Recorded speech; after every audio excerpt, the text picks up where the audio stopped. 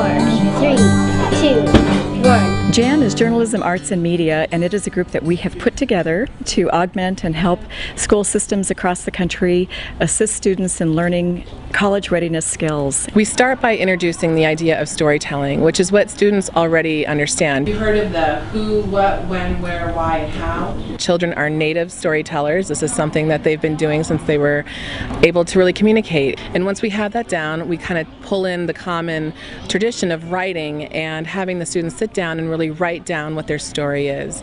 From that, we develop into looking at things digitally and what does it mean to pull in the image and the audio and the music. There's lots of books that you can look at, like one of my favorite ones. Oh yeah. It's by Gary Paulson. It's called The Hatchet. It's a really good book. The engagement level is off the charts. And I think the shift that we're seeing from 20th century learning to 21st century learning is the difference between trying to do a lot of recall of static content versus the opportunity for students to create and produce their own work and be the masters of content. So moving really from consumers of information to producers of content. We grew up writing term papers, but in order to meet the Common Core standards, this generation will be expected to turn in digital documents that incorporate video, still images, and audio. It's kind of fun because you sort of get to see your ideas sort of come to life instead of just writing them.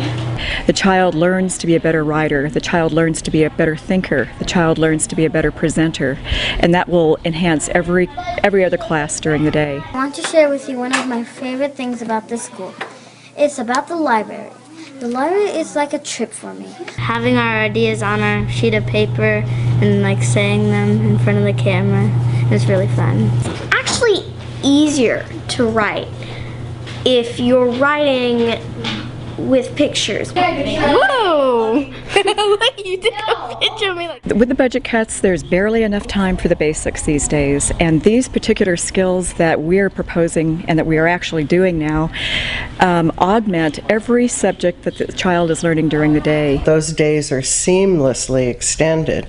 The after-school time can be one where kids can really focus on production and bringing all the elements of what they're learning in a traditional classroom structure together. One, action. Our program is inspired by the Scholastic Journalism program at Palo Alto High School, which is not only the nation's largest scholastic journalism program, but has also been acknowledged by the White House for its excellence. The whole program is set up on collaborative learning.